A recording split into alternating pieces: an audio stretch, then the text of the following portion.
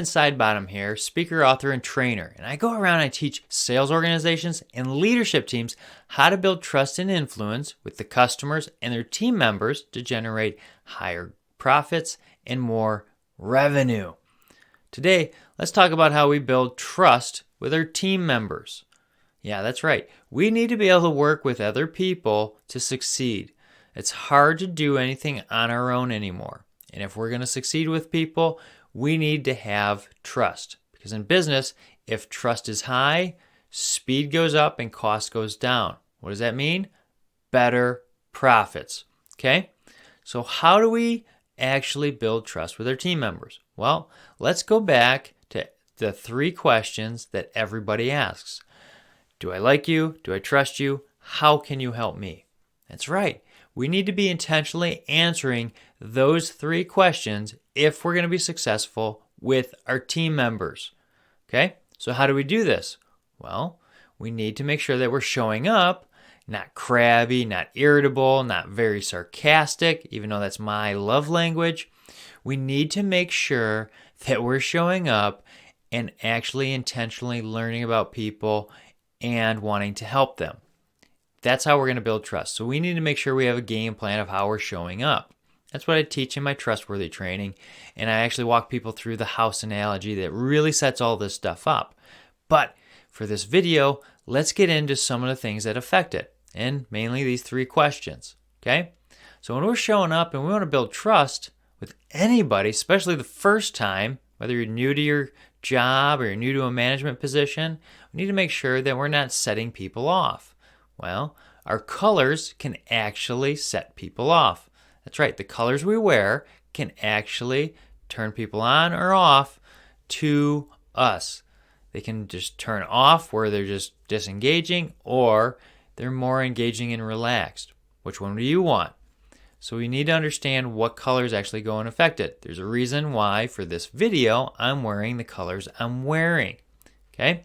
If you want to learn a lot about building influence, pick up Robert Cialdini's book called Influence, and it'll break down all the different colors, what they do, how they do it, and why they do it. And it's a great resource. Big book though. Lots of pages, but it'll help you. Now, if we're going to show up with our team members, we need to make sure that we're showing up with the right colors, but we also need to be engaging them. That's right. We want to make sure that we're not turning them off. Our environments can actually affect them. So when we're engaging with them, we need to make sure that we're in an environment that's more relaxing, more helpful, more conducive to building trust. If you're in an environment where gunshots are going off or heavy machinery, they're going to be on edge and they're going to build up a wall. Not because you're a jerk, but because of the environment.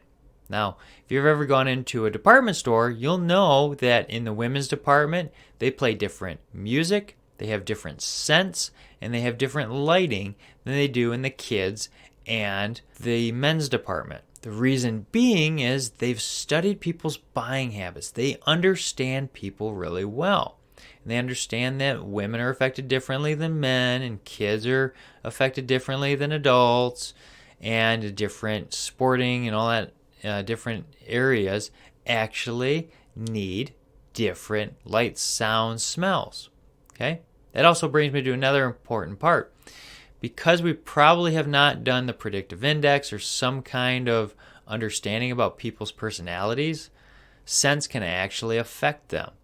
Now, when I was down in St. Thomas, I got a huge education on different colognes and why people wear different colognes, how they match and all that stuff. But I also learned that different scents can actually create anxiety and distrust with people because of a past experience, which we typically don't know. So I typically show up smelling clean and showered, but I'm not overpowered by different colognes. The only time I wear colognes is out with my wife because I know the cologne she likes and I'll wear them. But with all the people that we're meeting with, you know, it's a ticking time bomb. You don't know. And I err on the side of caution, and I typically don't wear colognes, okay? Because we need them to like us. Because we want them to trust us. They're not going to if we set them off on these different things. So if we want them to like us and trust us, we need to make sure that we're putting our best foot forward. Now, we also need to be learning about them. That's right. We need to be intentionally engaging them and learning about them. Not just engaging them to get a job done, but we need to learn about them. Every time we engage with them, we need to learn something new about them. That's right. I want to learn something new, so I'm always scanning around. And when I first got into sales, it was find something in the room and talk about it, and now you've built rapport. Well, rapport is actually a lot more, and when I took Dale Carnegie training, I learned quite a bit more about what goes into affecting and influencing people, not to manipulate them, but to actually learn about them. Learning is the key to actually building trust. Constantly engaging with them and learning and focusing on them instead of us or whatever objective we have, we're going to build trust.